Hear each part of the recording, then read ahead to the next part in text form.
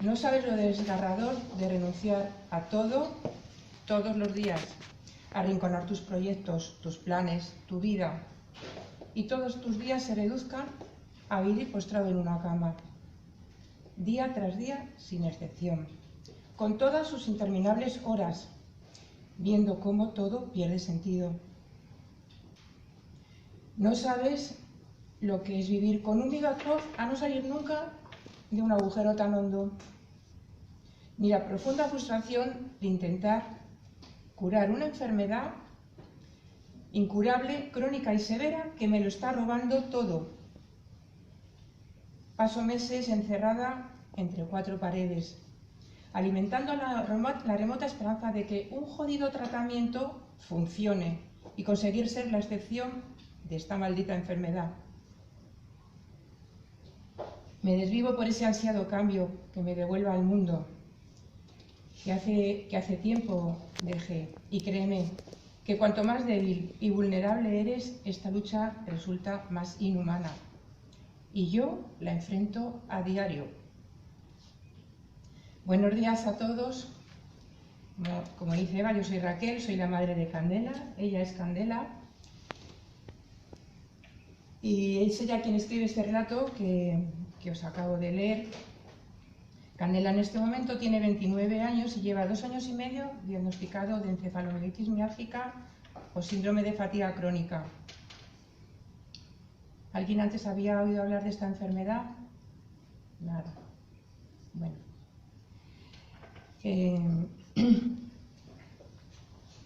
El cansancio en el síndrome de fatiga crónica es una fatiga severa que no es consecuencia de un esfuerzo excesivo, que no se recupera con el descanso y que al despertar se sienten infinitamente más agotados que cuando se durmieron, y que empeora además con la actividad física y mental. Y en esta charla me propongo conseguir 3 cosas. Primero, daros la evidencia de su severidad y su fisiopatología. Segundo, explicar qué es la encefalomielitis miálgica o síndrome de fatiga crónica. Y tercero, el nivel de abandono de estos enfermos. Entonces voy a empezar por el primer punto, que es la evidencia. En el año 2015, el Instituto de Medicina Americano publicó una revisión sistemática. Seguramente ya sabéis que una revisión sistemática significa que se abarcan todos los estudios que existen en el mundo y desde el tiempo atrás, desde que se conoce, se une todo, se pasa por un filtro con los mejores especialistas en ese momento del tema que se va a tratar, de tal manera que el resultado de dicho estudio siempre implica máximo nivel de evidencia. Bueno, pues esta revisión se hizo a petición de la FDA, del NIH y el CDC. Estoy hablando de las principales instituciones americanas y además se unieron a esta petición otras muchas instituciones públicas e internacionales de salud. Y dicho estudio demuestra, más allá de toda duda, la naturaleza somática de esta enfermedad, así como sus características fisiopatológicas y el grado de severidad de la misma. Esta fatiga provoca una incapacidad total para recuperar los niveles de antes de la enfermedad a nivel laboral, social y académico. Os voy a poner un ejemplo de mi hija Candela, y es uno como tantos otros.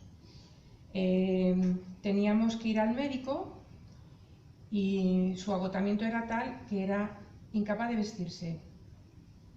La tuve que vestir en la cama, poniéndole hasta los zapatos y el abrigo, y tirar de ella como pude por el pasillo. Y mientras esperábamos el ascensor, vivimos en un 14, mientras esperábamos el ascensor en el rellano, ella se tumbaba sobre mí. Y cuando llegó el ascensor, se tiró al suelo. Se tiró al suelo y así llegamos hasta el sótano para coger el coche. Por supuesto, en el coche se tiró en la parte de atrás y así llegamos al médico. Además, el estudio incluye ejemplos del significado de la fatiga extrema de la que estamos hablando. y indica el estudio, indica que están, por ejemplo, demasiado exhaustos para cambiarse de ropa, lo que hacen cada 7 o 10 días. Esto le pasa a Candela. Mi hija, el día que se puede duchar, me lo pone en el WhatsApp: hoy he tenido fuerzas para ducharme. Eso es algo que normalmente nadie hace, ¿no? Nadie le dice a su madre: hoy me he duchado. Perdona un segundo, Martín. Estás hablando de Candela ahora. Le pasa a todos. No, pero si tú eres un segundo de Candela antes. Sí, no. Candela, Luego voy. Vale, Sí, lo he estructurado de una manera un poco distinta. Sí. Otro ejemplo, pues muchas veces están tan exhaustos que hasta hablar les resulta imposible. Y yo, por ejemplo, a Candela, cuando le escribo, le digo: ¿puedes hablar? Para llamarla por teléfono, ¿puedes hablar? Porque sé que hay veces que no tiene fuerzas ni siquiera puede seguir la conversación. O el esfuerzo de ir al baño diariamente, en particular el ejercicio de defecar, le devuelve a la cama con dificultades para respirar y sintiéndose como si hubieran escalado una montaña. Esta enfermedad tiene varias decenas de síntomas descritos, pero os quiero hablar de dos. El primero, la fatiga, bueno, ya queda aclarado, y quiero hablar de otros dos.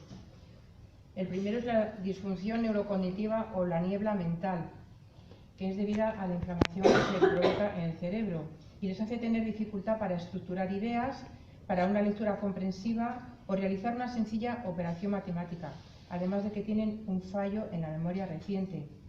Y Candela lo define como una borrachera permanente, así que más o menos os podéis imaginar lo que sería tener una borrachera permanente, ¿no? Ella, pues la mayoría de los días no puede leer, ni, como os digo, puede interactuar en una conversación, o escribir un WhatsApp de más de 6 líneas la agota. La agota totalmente. Y luego el otro síntoma se llama la fatiga posesfuerzo. Hablábamos de la fatiga posesfuerzo. Este síntoma se presenta creando una exacerbación de todos los síntomas por un mínimo esfuerzo físico o cognitivo. Y dicho agotamiento se alarga durante días, semanas o meses. Y además normalmente haces hoy el esfuerzo y la fatiga por esfuerzo empiezas a notarla a las 24 o 48 horas. Este síntoma es importante porque caracteriza y distingue a la encefalomielitis miálgica de cualquier otra enfermedad que cursa con cansancio.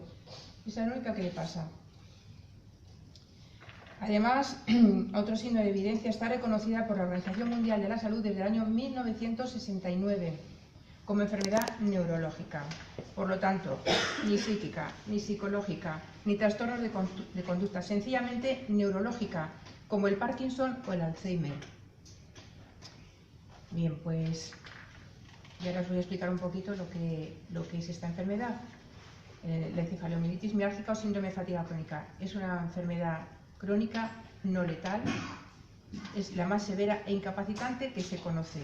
Y existe un estudio que clasifica las enfermedades por el grupo de bienestar que proporcionan, siendo la encefalomielitis miálgica la más devastadora por encima de enfermedades como el cáncer activo con quimioterapia, esclerosis múltiple, artritis reumatoide o accidentes cerebrovasculares o fallo renal crónico. Del mismo modo, los pacientes con síndrome de fatiga crónica se encuentran más enfermos que pacientes muriéndose de insuficiencia cardíaca congestiva o que pacientes con SIDA en los 2 últimos meses antes de morir, dejando patente que el nivel de vida de los enfermos es deplorable y que es una enfermedad absolutamente devastadora y, desgraciadamente y por el momento, no tiene cura. El 50% de estos enfermos están confinados en sus casas y un 25% más pasan el 80 o el 90% del día en cama, como es el caso de Candela. Mueren de media 20 años antes que las personas sanas y las causas más comunes de su muerte son el cáncer, enfermedades cardiovasculares y el suicidio. Hace 2 años y medio, y antes de comenzar la enfermedad, Candela ya era licenciada en la doble titulación de Derecho IADE. Había estado 1 año en Vancouver trabajando en una gran empresa. Ella habla inglés perfectamente Le encanta viajar, se ha recorrido ya medio mundo.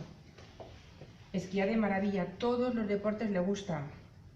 Le encanta bailar, cualquier baile se le da bien, la salsa, bachata, las sevillanas.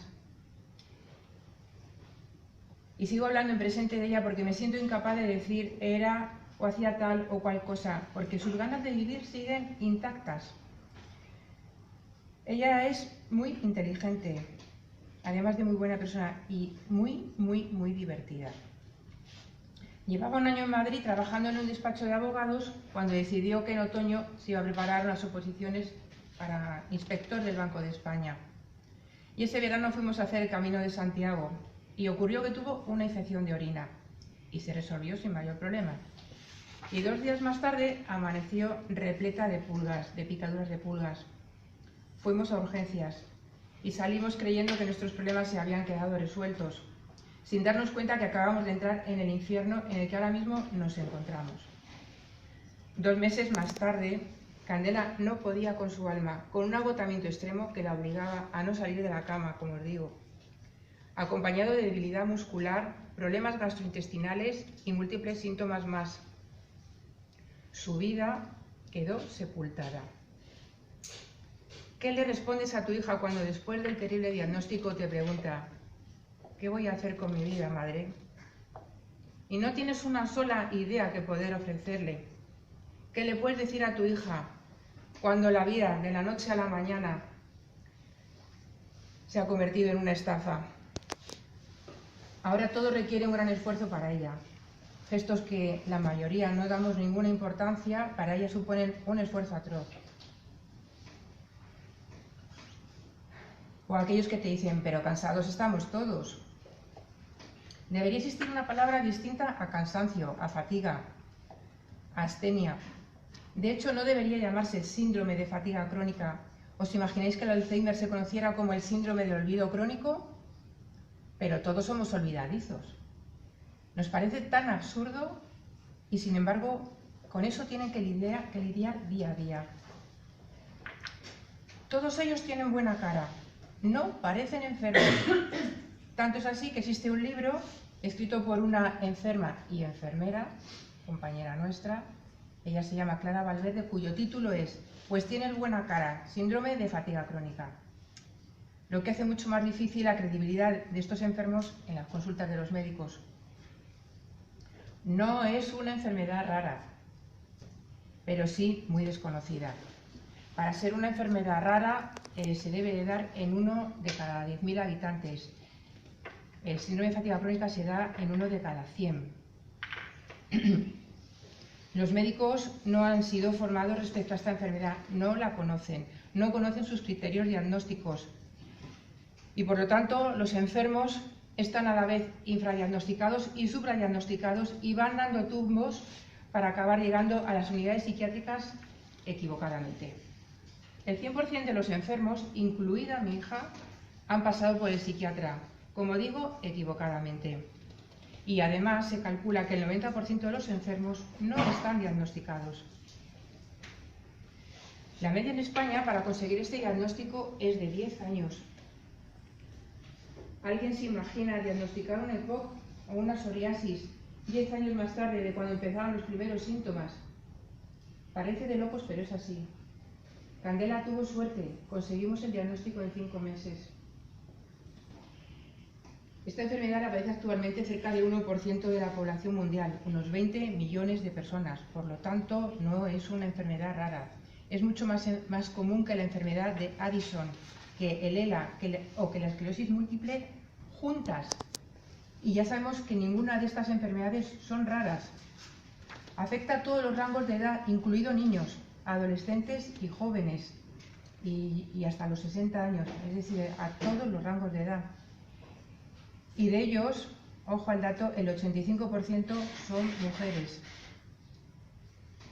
En España no hay datos oficiales, pero sí os puedo decir que en Estados Unidos se estima que la padece 1,5 millones de personas. Bien, y ahora os quiero hablar del tercer punto de los que habíamos comentado al principio, y es el nivel de abandono de estos enfermos. Tengo muchísimos testimonios de primera mano y absolutamente desgarradores. del trato que reciben estos enfermos en las consultas de los médicos. Y no me quiero alargar demasiado, así que hablaré de varios.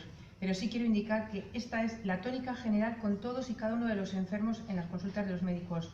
O sea, que no son anécdotas que os voy a contar que se salen de lo común, sino todo lo contrario.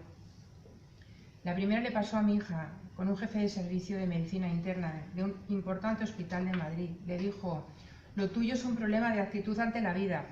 Deja de pensar que estás enferma y te curarás. Y además también le indicó como tratamiento que se fuera a la playa. ¿Por qué se iba a volver una maldita vaga si antes no paraba? ¿A quién quiere este tipo de vida? Otro ejemplo. Tú lo que tienes que hacer es dejar de arruinar a tus padres, tomarte unos cubatas y echar un buen polvo. O, tras enseñarle las irrefutables pruebas de la existencia y severidad de su enfermedad, el doctor le invitó a salir de su consulta empujándolo, mientras le decía que yo no voy a estudiar medicina 2 veces por ti, tirándole físicamente de la consulta, a pesar de su precario estado de salud. Realmente muy humillante. Otras perlas que conozco de primera mano. Si diéramos bajas a todos los que están cansados, nadie trabajaría en este país. O, no te puedo mandar al especialista porque me han dicho que no puedo mandar a neuróticas. Tú eres de las que se inventan una enfermedad para así lograr pensiones. Fibromialgia o fatiga crónica, da lo mismo como lo llaméis. Pero si crees que te voy a dar un informe para eso, conmigo vas lista. O cosas mucho más sorprendentes y casi cómicas. He pensado que tus problemas digestivos y la hinchazón abdominal va a ser por un embarazo psicológico. O otra que dice: tú lo que tienes es una homosexualidad no asumida.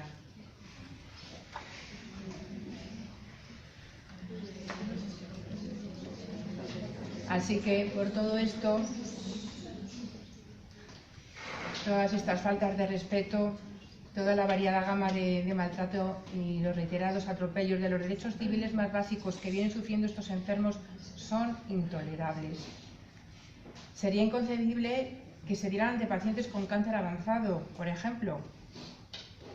¿Por qué se hace con estos enfermos que son mucho más vulnerables? Y ellos se sienten culpables de su enfermedad, y la culpa es absolutamente destructiva y perversa. Se sienten culpables e incomprendidos y finalmente olvidados. Desaparecen porque no les damos su lugar. Y ellos no tienen suficientes fuerzas para emprender su propia lucha. Debemos crear un contexto en el que el enfermo no se sienta culpable de estar enfermo y no tengamos que ver cosas tan horribles como las que he descrito. Decir, por ejemplo, que todo está en tu cabeza, que tienes que poner más de tu parte, que tienes que cambiar el chip, sabiendo como sabemos que hay alteraciones importantes, inmunológicas, endocrinas, cardiovasculares, evidentes y descritas. Y quiero hacer hincapié, después de toda la evidencia científica e irrefutable que os he mencionado, que este tipo de situaciones se debe considerar negligencia médica, igual que si esto mismo le ocurriera a un paciente con cáncer. Por lo tanto, los profesionales sanitarios deberíamos ser conscientes de que son maltratados psíquica y físicamente, como habéis podido oír. No porque no venga en tus libros, no existe. Esto va para los médicos. ¿Hasta cuándo tendrán que soportar el maltrato y la humillación? ¿Cuánto más tendrán que soportar ser invisible, estar desatendidos y abandonados? Que esta enfermedad está cuestionada y estigmatizada es la parte del problema, y fundamentalmente por el nombre. Además es síndrome de fatiga crónica. Por eso ahora ya lo digo primero encefalomielitis miálgica, porque creo que es la manera de darle un hueco a esta enfermedad. Las escuelas y facultades del gremio sanitario, bien lo sabéis, no incluyen la encefalomielitis miálgica o síndrome de fatiga crónica en sus planes de estudio. Y es fundamental que la comunidad médica tome conciencia y comience la formación de los nuevos médicos, enfermeros, personal sanitario en general, para poder identificar y reconocer esta enfermedad. Además de la incredulidad por parte de los médicos, lleva como consecuencia la desconfianza de familiares y amigos. Todos los enfermos tenemos, y digo todos, tenemos familiares y amigos que no nos creen y que han desaparecido tristemente de nuestras vidas. Y además este es otro problema absolutamente desgarrador dentro de ya el propio sufrimiento. Bien, pues nada, ya sabéis, ahora se va a proyectar la película Andrés. Jenny Brea es la directora del documental. Ella es enferma de síndrome de fatiga crónica y la película ha sido preseleccionada para los Oscars de este año. Y además ha obtenido el galardón del premio especial del jurado Sundance 2017 al mejor documental americano. Además tiene más premios, porque bueno, esta película muestra cuál es la realidad de esta enfermedad y la película, os digo, es emocionante y conmovedora. Se merecía haber ganado el Oscar. Yo os digo que esta es la vez número 18 que voy a ver la película, porque hago cineforum en casa, a los amigos, o sea, voy dando visibilidad a la enfermedad y hasta la vez 17 me sigue emocionando la película y saltándome las lágrimas siempre. Así que yo espero que os guste y si es así, pues está en Netflix y si nos queréis ayudar a darle visibilidad, pues yo os animo a que la enseñéis a vuestros amigos y familiares. Y muchas gracias por vuestro tiempo.